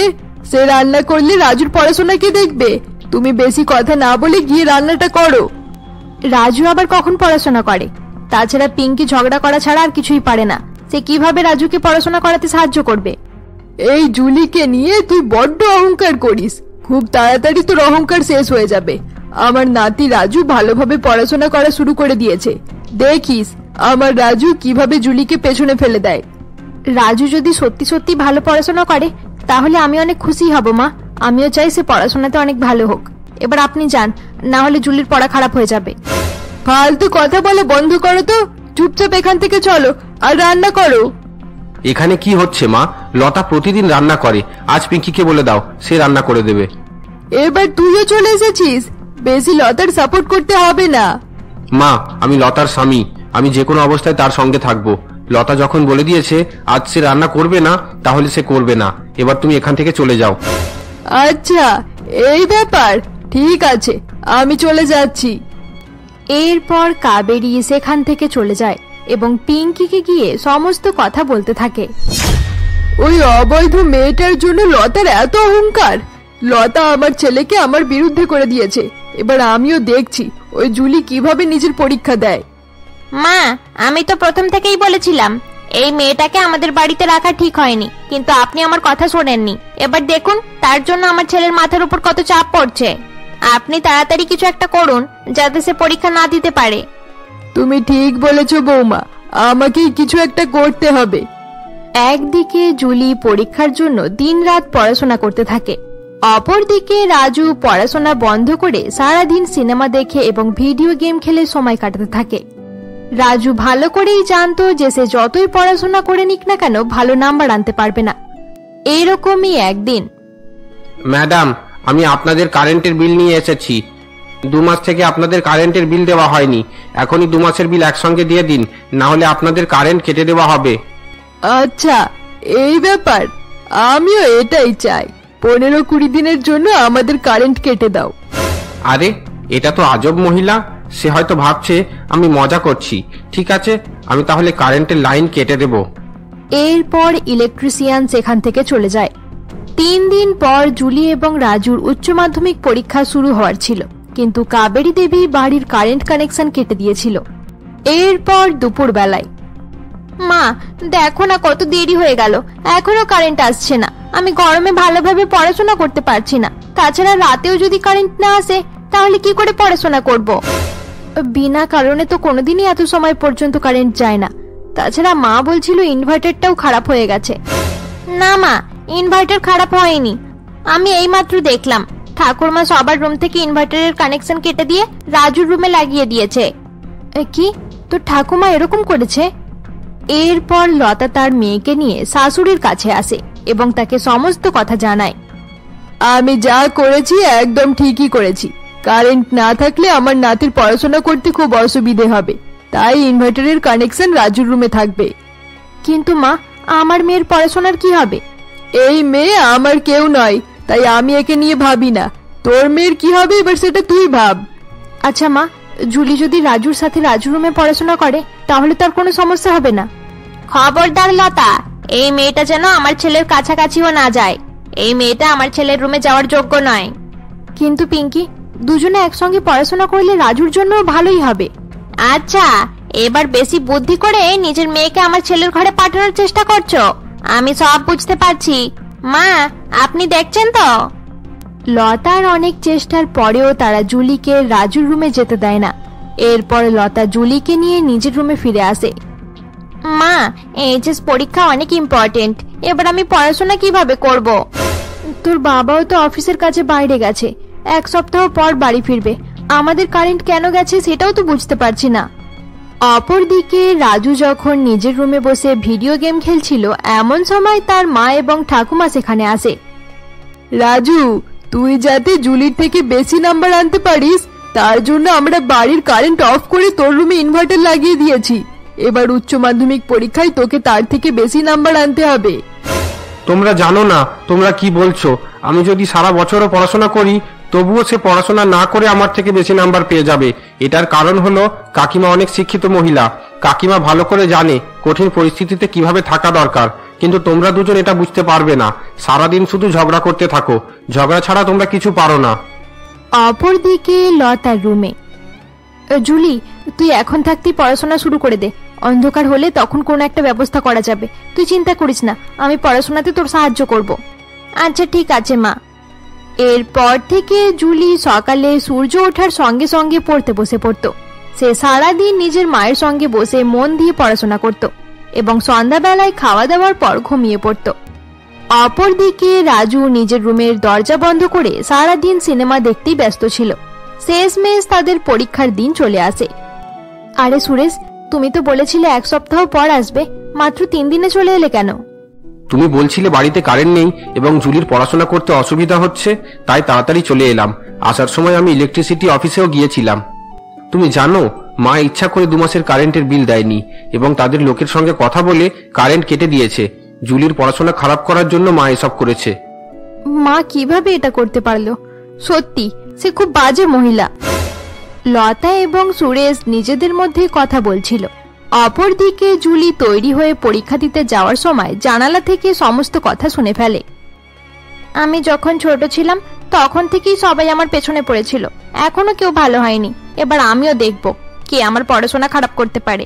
আমি নিজের মায়ের মান সম্মান নষ্ট হতে দেব না। এবার থেকে আমি আরো ভালোভাবে নিজেকে তৈরি করব। দেখতে দেখতে জুলির সব পরীক্ষা শেষ হয়ে যায়। শেষ পরীক্ষা দিয়ে জুলি যখন বাড়ি ফিরছিল এমন সময় তাদের ম্যাডামের সঙ্গে তার দেখা হয়। আচ্ছা জুলি, তোমার ভাই রাজু আজ পরীক্ষা দিতে এলো না কেন? সে কি জানে না যে পরীক্ষা মিস করলে সে ফেল হয়ে যাবে? কি বললেন? রাজু পরীক্ষা দিতে আসেনি? আমি তো জানি না ম্যাডাম, সে আমারও আগে বাড়ি থেকে বেরিয়েছিল। এরপর জুলি বাড়ি ফিরে যায়। সেদিন সন্ধ্যাবেলায় বাড়ির সকলে চিন্তিত হয়ে বসে থাকে, কিন্তু রাজু তখনও বাড়ি ফিরে আসে না। জুলি সকলকে বলে দিয়েছিল যে রাজু আজ পরীক্ষা দিতে যায়নি। সবাই রাজুর অপেক্ষা করছিল। এমন সময় রাজুর বাবার ফোনে ফোন আসে। এই তো রাজুর বন্ধু সূর্য ফোন করেছে। হ্যালো। হ্যাঁ বাবা সূর্য, বলো। রাজুর ব্যাপারে কিছু জানা গেছে? হ্যাঁ কাকু, খোঁজ পাওয়া গেছে। আমি কয়েকটা সিনিয়রকে নোটস ফেরত দিতে গিয়েছিলাম এবং সেখানে গিয়ে দেখলাম রাজু তাদের সঙ্গে বসে নেশা করছে। এরপর রাজুর বাবা আর দেরি না করে সুরেশকে সঙ্গে নিয়ে বাড়ি থেকে বেরিয়ে পড়ে। তারা সূর্যের দেওয়ার ঠিকানায় গিয়ে জানতে পারে রাজু সেখানে নেই এবং অতিরিক্ত নেশা করে অজ্ঞান হয়ে যাওয়ার কারণে তাকে হসপিটালে অ্যাডমিট করা হয়েছে। এরপর সঙ্গে সঙ্গে তারা হসপিটালে পৌঁছায়। ডাক্তারবাবু, রাজু আমার ছেলে। রাজুর কি হয়েছে? আপনি এমন করে বলছেন যেন কিছু জানেন না। আপনার ছেলে নেশাখোর, তবে এখন চিন্তা করার কোনো ব্যাপার নেই। আমরা চিকিৎসা করে দিয়েছি। আস্তে আস্তে তার জ্ঞান ফিরে আসবে, তারপর আপনি তাকে নিয়ে বাড়ি যেতে পারবেন। এরপর রাতের বেলায় রাজু সুস্থ হয়ে গেলে রজত তাকে নিয়ে বাড়ি ফিরে আসে। এসব কিছুই দেখতে বাকি ছিল। আমরা তোকে নিয়ে কত আশা রেখেছিলাম, কিন্তু তুই আমাদের মান সম্মান শেষ করে দিলি। তুই নিজের পরীক্ষা না দিয়ে বন্ধুদের সঙ্গে নেশা করতে গিয়েছিলি। তোকে আমি বারবার বলেছিলাম ভালো করে পরীক্ষা দিতে হবে, তাহলে কেন আড্ডা দিতে গিয়েছিলি? এবার চুপ করে দাঁড়িয়ে আছিস কেন? তোমাদের এইসব স্বভাবের জন্য আমি বাড়িতে আসতে চাই না। তোমরা কেন আমার উপর এত চাপ দাও? আমরা তোকে এত ভালো ভালো খাবার খাওয়াই, তোর ঠাকুরমা তোকে নতুন নতুন জিনিস এনে দেয়, এসবের পরেও তুই পড়াশোনা করিস না কেন? তোর জন্যই সেই অবৈধ মেয়েটা তোর থেকে এগিয়ে গেল। তুই তার মায়ের সামনে আমাকে হারিয়ে দিলি। মা, জুলি প্রথম থেকে অনেক ভালো পড়াশোনা করে, কারণ কাকিমা অনেক শিক্ষিত মহিলা। কি করে পড়াতে হয় সে ভালো করে জানে। কিন্তু তুমি আর ঠাকুমা ছোটবেলা থেকে আমাকে শুধু খাওয়া দাওয়া করা আর আনন্দ করা শিখিয়েছো। এবার হঠাৎ করে বলছো ভালো করে পড়াশোনা করতে। এটা কিভাবে সম্ভব? তাছাড়া আমি ভালো করে জানতাম যে শেষের পরীক্ষা দিলেও আমি ফেল করব আর না দিলেও ফেল করব, তাই আমি শেষের পরীক্ষাটা দিলাম না। বাবা রাজু, যা হওয়ার ছিল হয়ে গেছে, এবার তুই কি চাস? বাবা, আমি স্বাধীনতা চাই। আমার উপর এত প্রেসার দেওয়া বন্ধ করো। আমাকে জুলির সঙ্গে কম্পিটিশন করতে বলো না। জুলির সঙ্গে কম্পিটিশন করার আর কিছুই নেই। সে তোর থেকে আগে বেরিয়ে গেছে, তুই কোনো কাজের নয়। রাজু, তুই চিন্তা করিস না। এবার ভালো করে পড়াশোনা করিস, যেন পরের বছরে উচ্চ মাধ্যমিক পরীক্ষা ঠিকঠাক ভাবে দিতে পারিস। ঠিক আছে তো? হ্যাঁ বাবা, আমি চেষ্টা করব। তুই যেমন করে পারিস উচ্চ মাধ্যমিক পরীক্ষা পাস করে নে, তারপর আমি নিজের কোম্পানিতে কথা বলে তোকে কোনো একটা চাকরিতে লাগিয়ে দেব।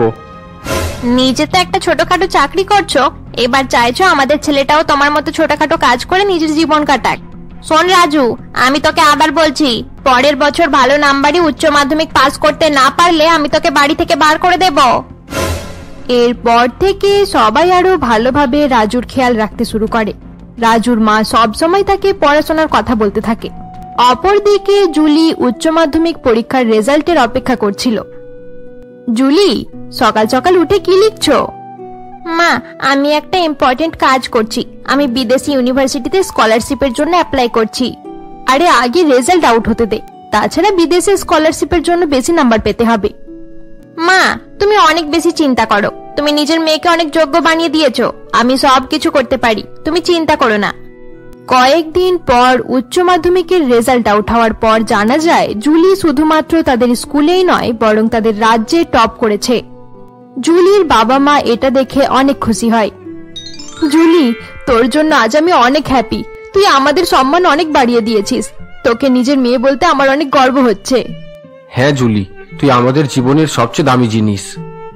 বাবা মা, তোমরা অনেক ভালোভাবে আমাকে মানুষ করেছো। তোমাদের জন্যই এই সবকিছু সম্ভব হয়েছে। একদিকে জুলির সফলতায় তার বাবা মা অনেক খুশি ছিল, অপরদিকে রাজু তখনও গেম খেলে সময় নষ্ট করায় পিঙ্কি প্রচন্ড রেগে যায়। তোর লজ্জা করে না? তুই এখনো গেম খেলছিস? তোর জন্য আমি লজ্জায় কারোর সামনে মাথা তুলতে পারছি না। আর ওই লতা অবৈধ মেয়েটাকে সঙ্গে নিয়ে সব জায়গায় পুরস্কার নেওয়ার জন্য যাচ্ছে। মা, আমার মাথা খারাপ করো না। আমি এতক্ষণ পড়াশোনা করছিলাম, এবার একটু ব্রেক নিতে হবে। তোর কি সব সময় ব্রেকের প্রয়োজন হয়? ভালো করে পড়াশোনা করতে পারিস না? অপরদিকে জুলি তার মা বাবার সঙ্গে ঠাকুমার কাছে আসে। ঠাকুমা, আজ আমি জার্মানি যাচ্ছি। সেখানেই আমি কলেজের পড়াশোনা করব। আমাকে আশীর্বাদ করো। আমি কোনোদিনও তোকে নিজের মনে করিনি, তাই তুই কিছু করলে আমার কোনো যায় আসে না। তুমি আমাকে নিজের মনে করো আর নাই করো, কিন্তু বাইরের সবাই এটাই বলছে যে তোমার নাতনি পরিবারের মান সম্মান বাড়িয়েছে। ঠিক আছে, আমি যাচ্ছি। নিজেকে একটু ঠিক করার চেষ্টা করবে, না হলে পরে আর কিছুই থাকবে না। আমাকে বেশি বোঝানোর চেষ্টা করিস না, যেখানে যাবি যা। এরপর জুলি তার বাবা মায়ের সঙ্গে এয়ারপোর্টে যাওয়ার জন্য বেরিয়ে পড়ে। তারা চলে যাওয়ার পর পিঙ্কি তার শাশুড়ির কাছে আসে। মা, আমি তোমাকে প্রথম থেকেই বলেছিলাম যে এই অবৈধ মেয়েকে মেরে ফেলুন, কিন্তু সেই সময় আপনি আমার কোনো কথাই শুনলেন না। এর জন্য আমার ছেলের অবস্থা খারাপ হয়ে যাচ্ছে। হয়তো সে আবার নেশা করতে শুরু করে দেবে। এবারে তুমি কি বলতে চাও পিঙ্কি? এখনো দেরি হয়নি মা, জুলি চলে গেছে। এবার আপনি ওই লতাকে বাড়ি থেকে বার করে দিন। লতাকে বাড়ি থেকে বার করে দিলে সেই মেয়ে বিদেশে আর পড়াশোনা করতে পারবে না। সে আবার দেশে ফিরে আসবে। আইডিয়াটা কিন্তু খুব ভালো দিয়েছো বৌমা। তারা দুজন জুলিকে এয়ারপোর্টে ছাড়তে গেছে, তারা আসুক। আজকে ওই লতাকে ধাক্কা মেরে বাড়ি থেকে বার করে দেব। এয়ারপোর্টে জুলিকে ছাড়ার পর রাতের বেলা সুরেশ এবং লতা বাড়ির দিকে রওনা হয়। কি হয়েছে সুরেশ? তোমাকে একটু চিন্তিত মনে হচ্ছে। তোমার কি কাজ ঠিকঠাক হচ্ছে না? এতদিন জুলি ছিল তাই তার সামনে কিছু বললাম না। আসলে আমাদের কোম্পানি থেকে অনেক স্টাফেদের বার করে দেওয়া হচ্ছে, পরে তারা আমাকেও না বার করে দেয়। তুমি চিন্তা করো না সুরেশ, যা হবে দেখা যাবে। আমরা দুজন মিলে সবকিছু সামলে নেব। কিছু সময় পর সুরেশ এবং লতা বাড়ি ফিরে আসে। তারা বাড়ি গিয়ে দেখে হল রুমে কাবেরী দেবী বসে রয়েছে। নিজের মেয়েকে পৌঁছে দিয়ে চলে এলে? হ্যাঁ মা, কিন্তু আপনি এখনো এখানে বসে আছেন কেন? ডিনার করেননি? না, করিনি, কারণ আজ আমি একটা গুরুত্বপূর্ণ সিদ্ধান্ত নিতে চলেছি, যেটা 18 বছর আগে নেওয়া দরকার ছিল। কি হয়েছে মা? আজ থেকে লতা এই বাড়িতে থাকতে পারবে না। আমি তাকে তার মায়ের বাড়িতে পাঠিয়ে দেব। কিন্তু মা, কি হয়েছে? আপনি হঠাৎ করে এরকম বলছেন কেন? তোর জন্য আর তোর ওই অবৈধ সন্তানের জন্য আমার নাতির উপর চাপ পড়ছে। রাজু আমাদের বংশের একমাত্র প্রদীপ। সে যদি আবার নেশা করতে শুরু করে দেয় তাহলে আমি আর বাঁচবো না। তাই এটাই আমার শেষ সিদ্ধান্ত যে তুই এই বাড়িতে থাকতে পারবি না।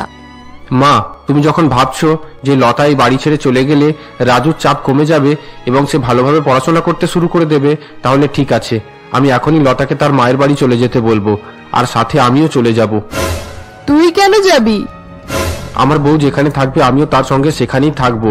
এবার থেকে তুমি নিজের ছোট ছেলে এবং বৌমা এবং আদরের নাতির সঙ্গে থাকো। লতা, তুমি গিয়ে জামা কাপড় প্যাক করে নাও। আরে, আমার অফিস থেকে ফোন এসেছে। হ্যালো সুরেশ, একটা খারাপ খবর আছে। আমাদের টিমকে কোম্পানি থেকে বার করে দেওয়া হয়েছে। আরে রমেন, এটা তুই কি বলছিস? আরে হ্যাঁ, আমি সত্যি বলছি। আজ তুই ছুটিতে ছিলি, তাই জানিস না। কি হয়েছে সুরেশ? এই সময় অফিস থেকে ফোন এলো কেন?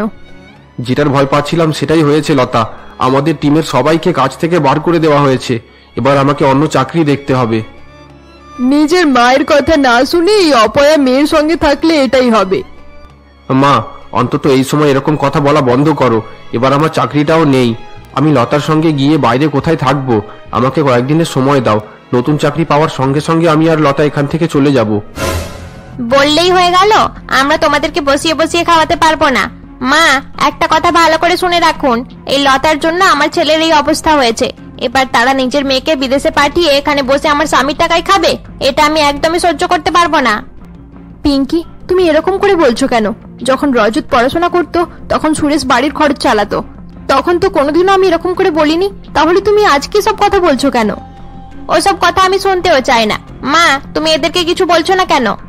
পিঙ্কি, এখন আমার ছেলের অবস্থা ভালো নেই। আচ্ছা, তাহলে নিজের ছেলের উপর আপনার দয়া হচ্ছে? মনে হচ্ছে আপনাকেও আপনার ছেলের সঙ্গে বার করে দিতে হবে। পিঙ্কির এরকম ব্যবহার দেখার পর সুরেশ সহ্য করতে পারে না এবং সেই রাতেই লতাকে নিয়ে বাড়ি ছেড়ে বেরিয়ে পড়ে। তারা হাঁটতে হাঁটতে এক জায়গায় গিয়ে দাঁড়ায়। সুরেশ, এত রাতে আমরা কোথায় যাব? এই সময় ভাড়া বাড়িও তো পাওয়া যাবে না। চলো, আজকের রাতটা কোনো হোটেলে কাটাই, কাল সকালে ভাড়া বাড়ি খুঁজতে যাব। ঠিক আছে, চলো। সুরেশ এবং লতা সেখানে রাত কাটানোর ব্যবস্থা করতে থাকে। অপরদিকে তাদের মেয়ে জুলি প্লেনে চেপে বিদেশে যাচ্ছে। বাবা মা অনেক হ্যাপি ছিল। আমি তাড়াতাড়ি 3 বছর শেষ করে একটা ভালো চাকরি জয়েন করে নেব আর বাবা মাকে আমার সঙ্গে জার্মানিতে নিয়ে আসব। পরের দিন সকালে সুরেশ এবং লতা একটি ভাড়া বাড়ির খোঁজ করে। সুরেশ, আমার মনে হয় এই বাড়িটাই ভালো হবে। এই বাড়ির ভাড়াটাও কম, তাছাড়া আমাদের থাকার জন্য বেশি বড় বাড়ির প্রয়োজনও নেই। তোমার কি মনে হয়? যেটা তুমি ভালো বোঝো সেটাই হবে। আমাকে ক্ষমা করে দাও। আমার বাড়ির লোকের জন্য তোমাকে কত খারাপ দিন দেখতে হচ্ছে। আমি সবকিছু সহ্য করতে রাজি আছি সুরেশ।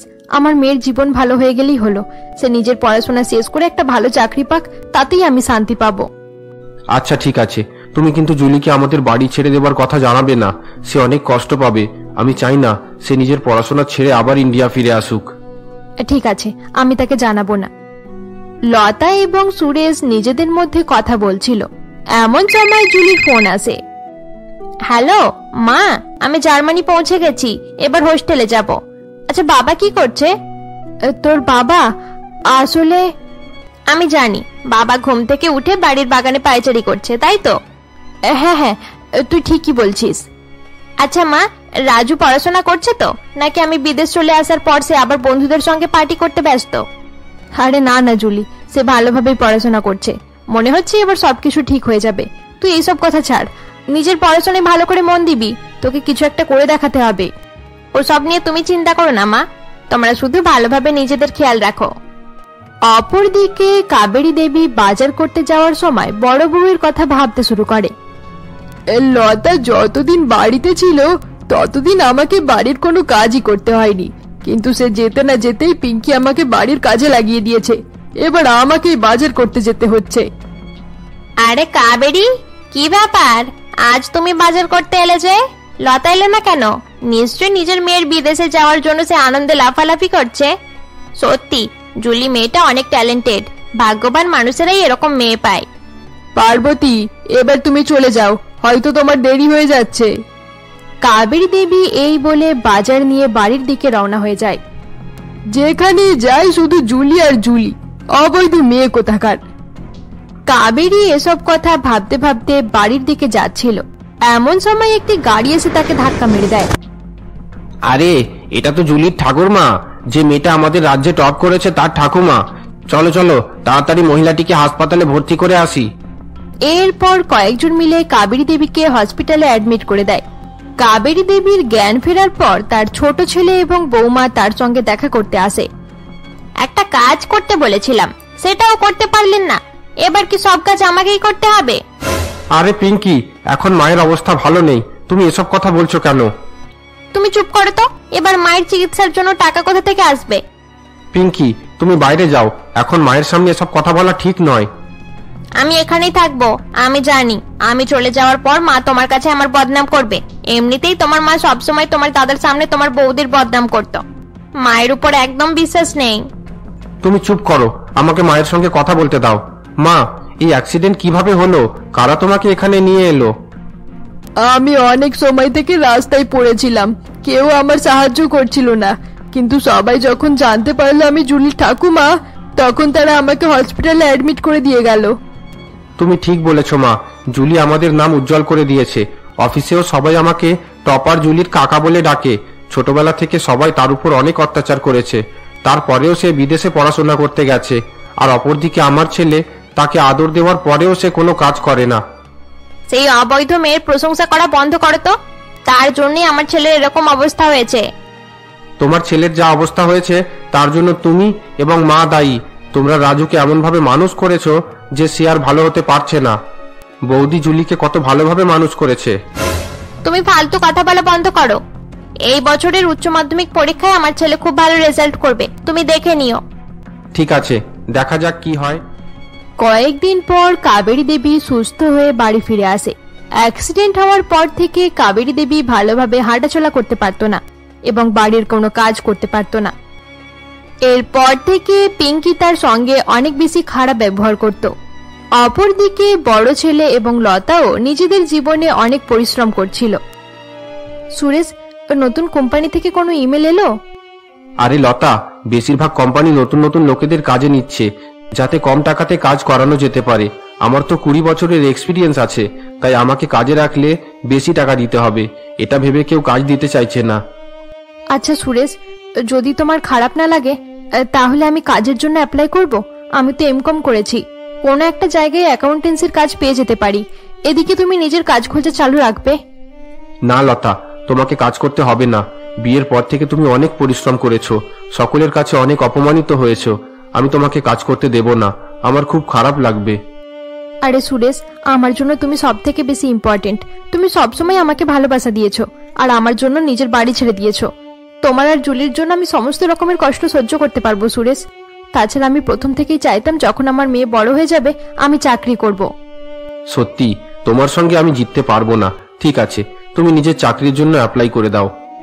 আচ্ছা, আরেকটা কথা, বাড়ি ছাড়ার 4 মাস হয়ে গেল, মায়ের সঙ্গে তোমার কথা হয় তো? মায়ের সাথে কথা বলার ইচ্ছা হয়, কিন্তু যখন মনে পড়ে সে পিঙ্কির সঙ্গে মিলে মাঝরাতে আমাদের বাড়ি থেকে বার করে দিয়েছিল, তারপর আর কথা বলতে ইচ্ছা করে না। আমি রজতের জন্য অনেক কিছু করলাম। তার অসুস্থতায় ধার করে চিকিৎসা করিয়েছি। প্রতিদিন অফিস থেকে ফিরে তাকে পড়াতাম। তাছাড়া অনেক খোঁজাখুঁজির পর তার জন্য একটা ভালো চাকরি দেখে দিলাম। সে জানতো আমার চাকরি চলে গেছে, তারপরেও আমাদেরকে আটকালো না। তাদের সঙ্গে আমার কোনো সম্পর্ক নেই। এরকম করে বলো না সুরেশ, পিঙ্কি অনেক খারাপ মহিলা, সে তাদেরকে কন্ট্রোল করে রাখে। না হলে মা আর রজত তোমাকে অনেক ভালোবাসে।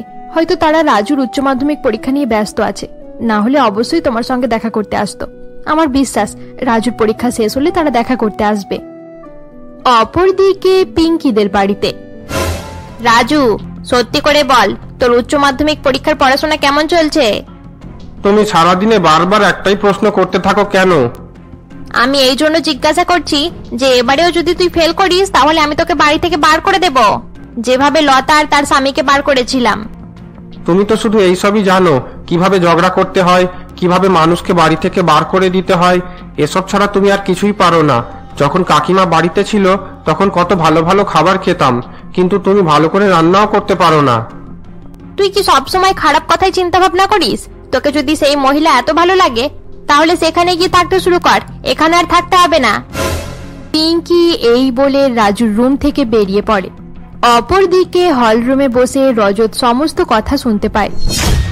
সব সময় ঝগড়া করতে থাকে।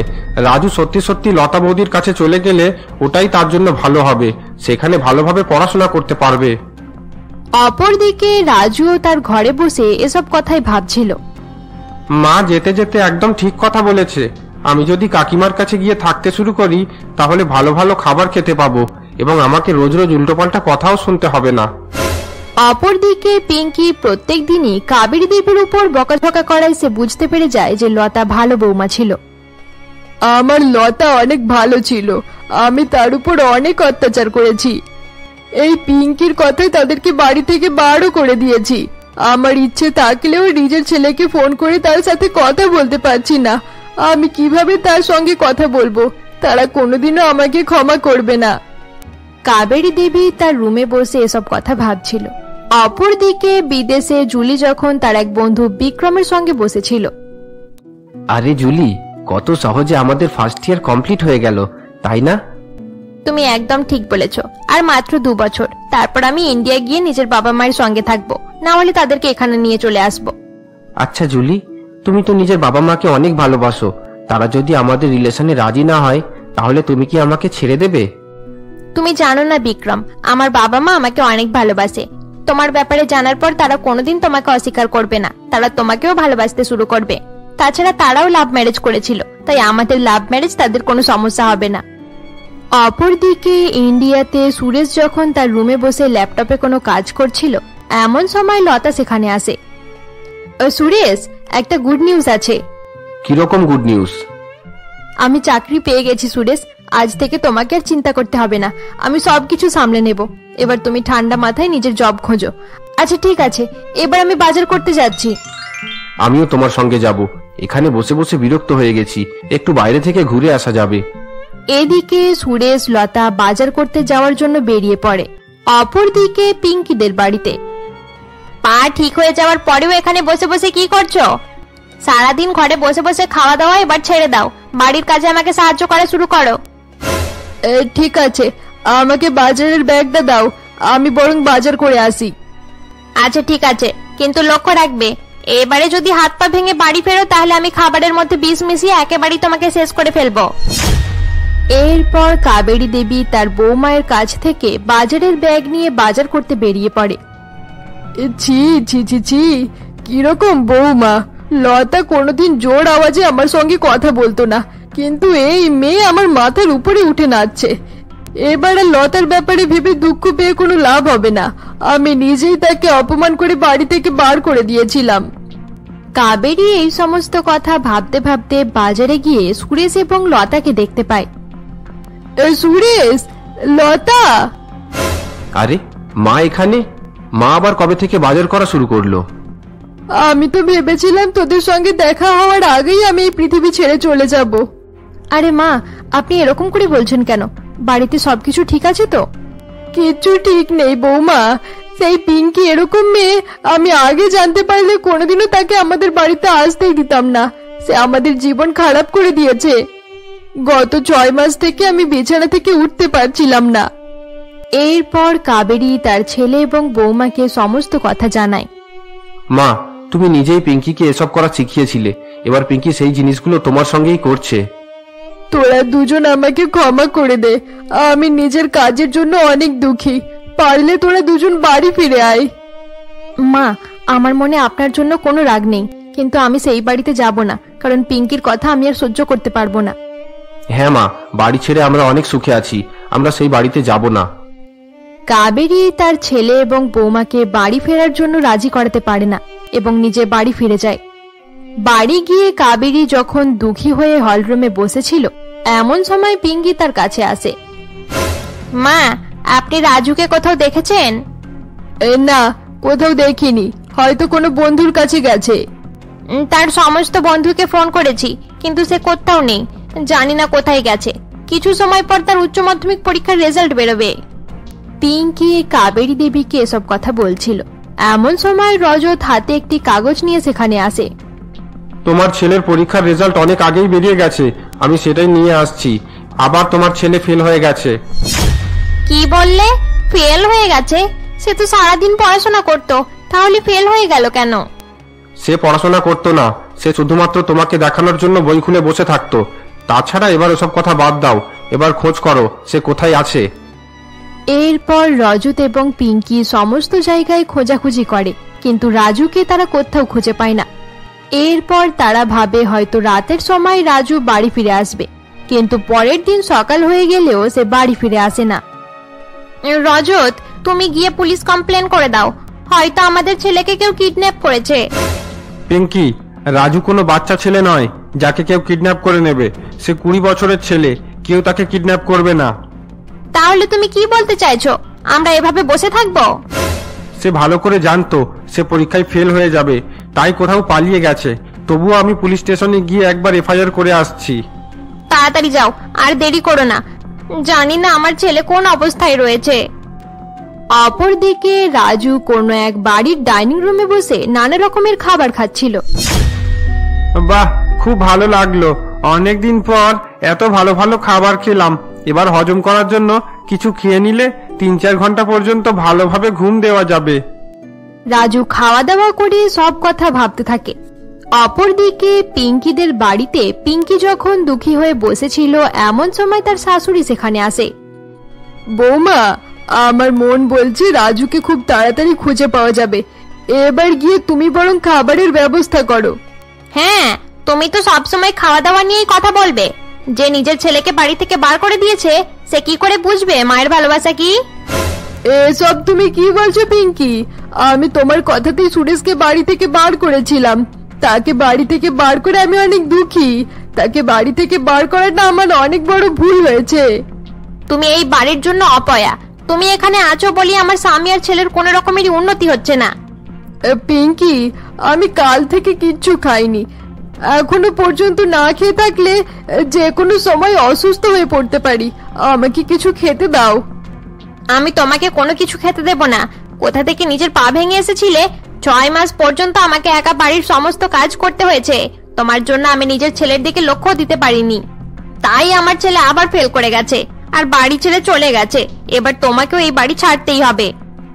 তুমি এভাবে আমাকে নিজের বাড়ি থেকে বার করে দিতে পারো না পিঙ্কি। আমি অনেক কিছু করতে পারি।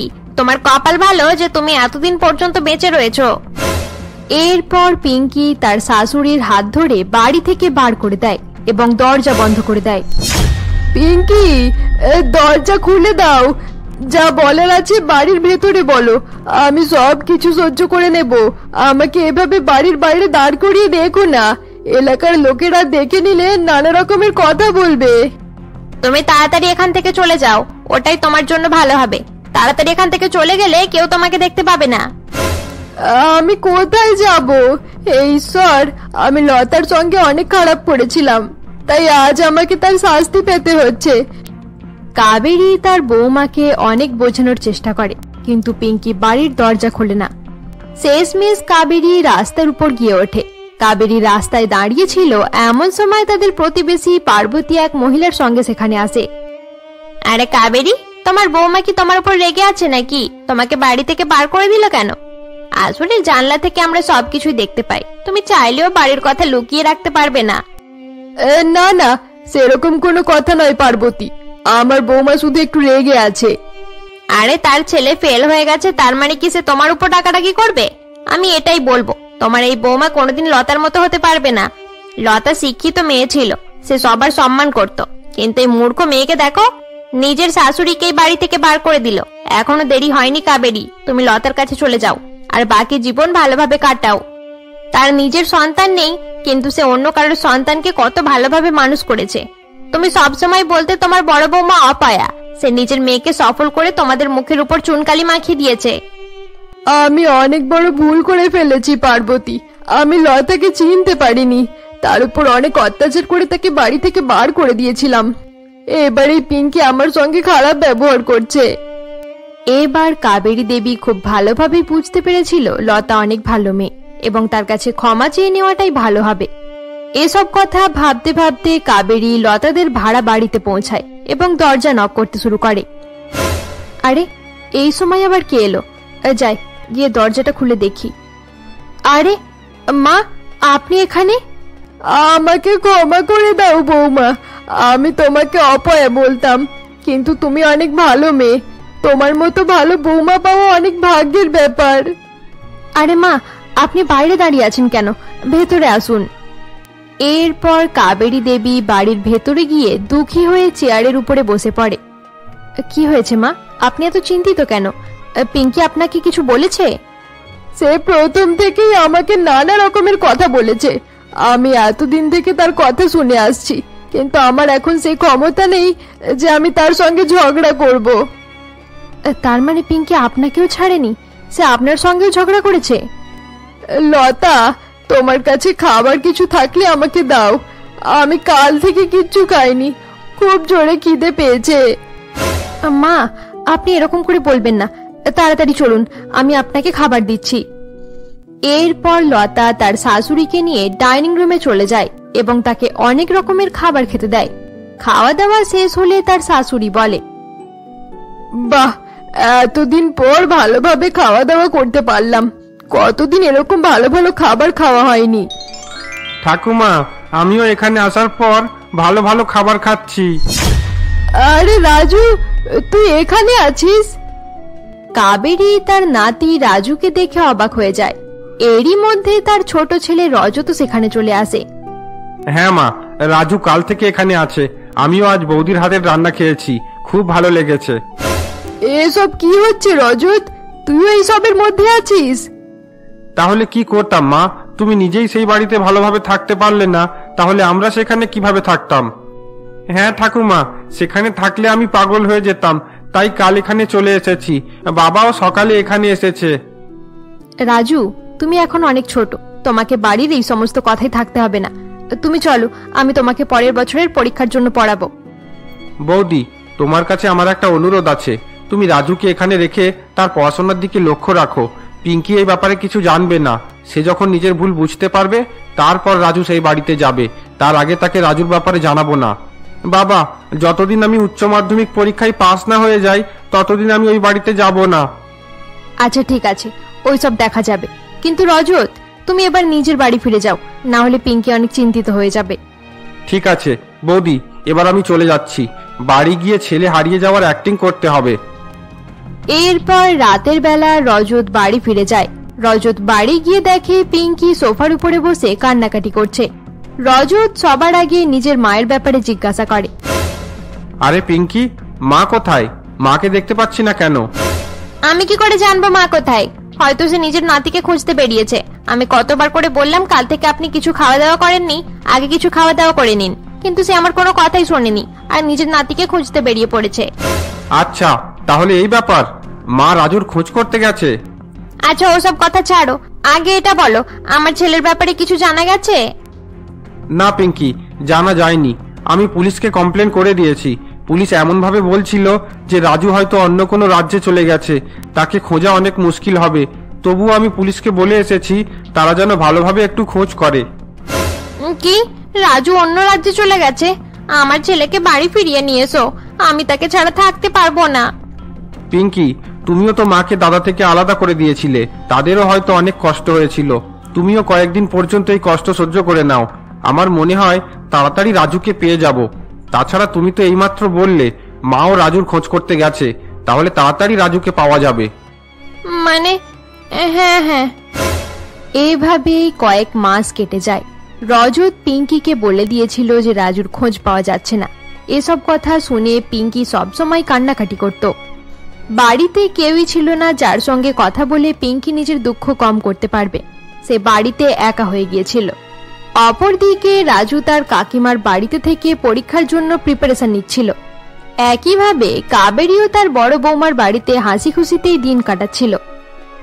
একদিন কাবেরীদের পুরানো প্রতিবেশী পার্বতী লতাদের বাড়িতে আসে। তুমি অনেক ভালো কাজ করছো বৌমা, তুমি চাকরিও করো আবার বাড়ির কাজও করো, এরই সঙ্গে রাজুকে পড়াশোনা করতে সাহায্যও করছো। বাহ, খুব ভালো। এবার শুধু রাজুকে পড়াশোনা করিয়ে একটা ভালো মানুষ বানিয়ে দাও, তারপর সব কিছু ঠিক হয়ে যাবে।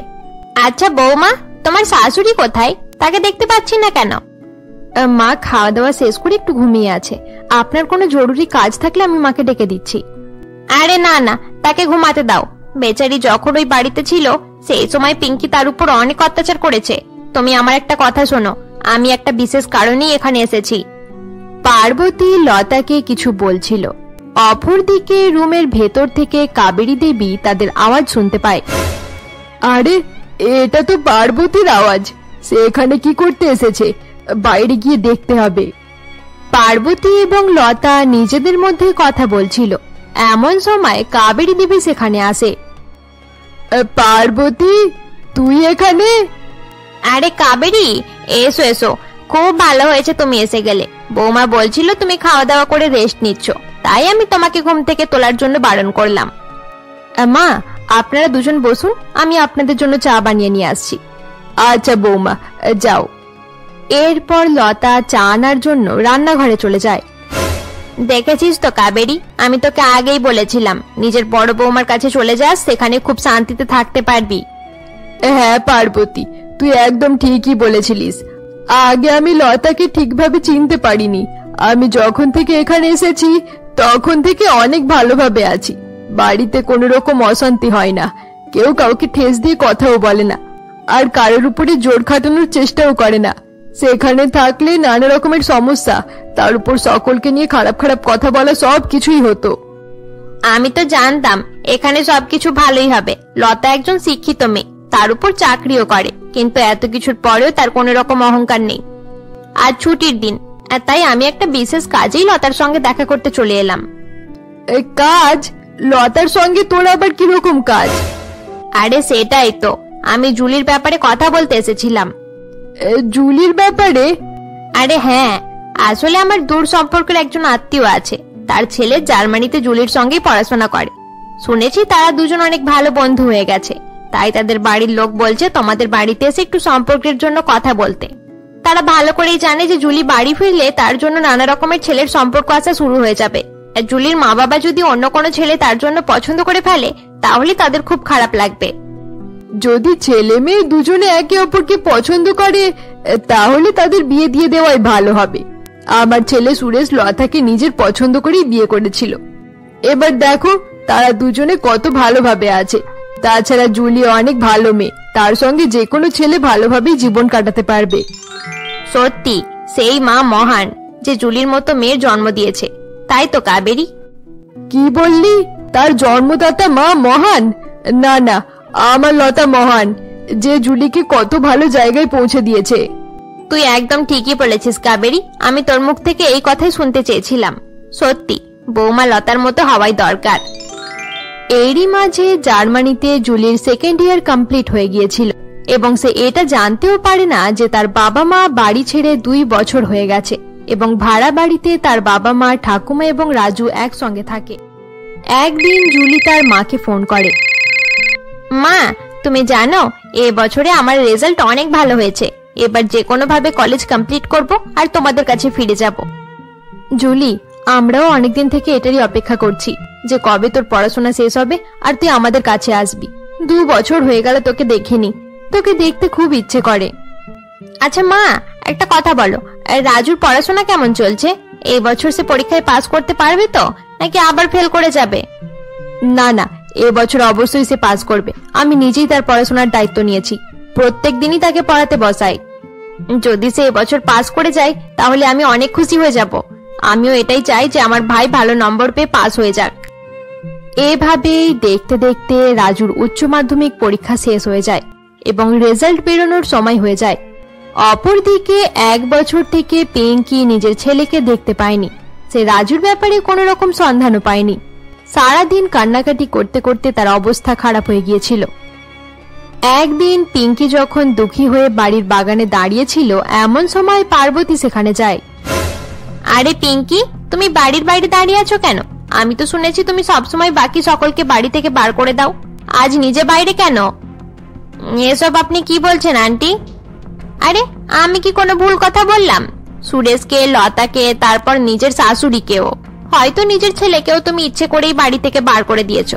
তবে এটা তুমি অনেক বড় ভুল করেছো পিঙ্কি। নিজের ভুলের জন্যই তোমাকে আজ শাস্তি পেতে হচ্ছে। লতার সঙ্গে আমার দেখা হয়েছিল, সে অনেক খুশিতে আছে, চাকরি করে, ভালো টাকাও রোজগার করে। তাছাড়া বিদেশে তার মেয়ের পড়াশোনা শেষ হতে চললো, তাদেরকে দেখলে আমার খুব ভালো লাগে। আন্টি, আপনি ঠিকই বলছেন, এসব কিছু আমার কর্মেরই ফল। আমি তাদের সঙ্গে অনেক খারাপ ব্যবহার করেছি। এখনো দেরি হয়নি পিঙ্কি, সময় থাকতে ভালো হয়ে যাও, না হলে ধীরে ধীরে সবকিছু হারিয়ে ফেলবে। এরপর পিঙ্কি বাড়ির ভেতরে গিয়ে দুঃখী হয়ে মেঝের উপর বসে পড়ে। কিছু সময় পর রজত বাড়ি ফিরে পিঙ্কিকে বলে, এসব কি পিঙ্কি? তুমি কতদিন এভাবে দুঃখী হয়ে বসে থাকবে? এমনিতেই তুমি সারাদিনে একবার রান্না করো, অন্তত ওটাই খেয়ে নাও। আমার খাওয়া দাওয়া করতে ইচ্ছে করছে না। আমার ছেলে বাড়ি ছেড়ে চলে গেছে। আমার শাশুড়ি আমার উপর কত ভরসা করত, তারপরেও আমি তাকে বাড়ি থেকে বার করে দিয়েছি। সুরেশ দা আর লতা দিদিকে বাড়ি থেকে বার করার পেছনে আমারই আইডিয়া ছিল। আমার কর্মের জন্য আমাকে এই সব দিন দেখতে হচ্ছে। এটা বুঝতে তোমার অনেক দেরি হয়ে গেছে, কিন্তু এটা দেখে ভালো লাগলো যে তুমি অন্তত নিজের ভুল বুঝতে পেরেছো। আচ্ছা ঠিক আছে, আমি অফিসে যাচ্ছি, ফিরতে রাত হয়ে যাবে। এরপর রজত অফিসের নাম করে বাইরে বেরিয়ে পড়ে, কিন্তু সে তার দাদার বাড়িতে পৌঁছায়, কারণ আজ রাজুর উচ্চ মাধ্যমিক পরীক্ষার রেজাল্ট আউট হওয়ার কথা ছিল। রজত তাদের বাড়ি গিয়ে দরজা নক করে। আরে রজত, তুমি এভাবে চলে এলে? কেন বৌদি, কি হয়েছে? রাজু কোথায়? আরে বাবা, আমি বলতে চাইছি তুমি খালি হাতে চলে এসেছো কেন? তোমার হাতে মিষ্টি নেই কেন?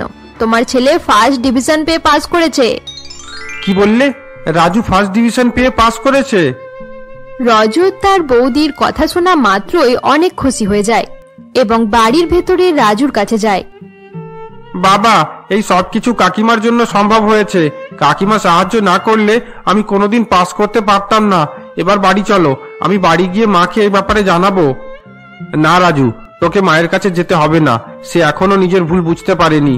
যখন সে নিজের ভুল বুঝতে পারবে এবং মা এবং দাদা বৌদির কাছে ক্ষমা চাইবে, তারপর তুই সেখানে যাবি।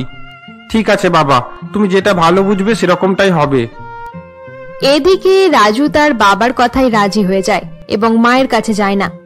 অপরদিকে বিদেশে জুলির পড়াশোনা শেষ হয়ে যায় এবং একটি বড় বিদেশি কোম্পানিতে সে চাকরিও পেয়ে যায়। জুলি অনেক খুশি ছিল এবং সে চাকরি জয়েন করার আগে তার বাবা মায়ের সঙ্গে দেখা করার জন্য ইন্ডিয়া ফেরার জন্য রওনা হয়ে যায়।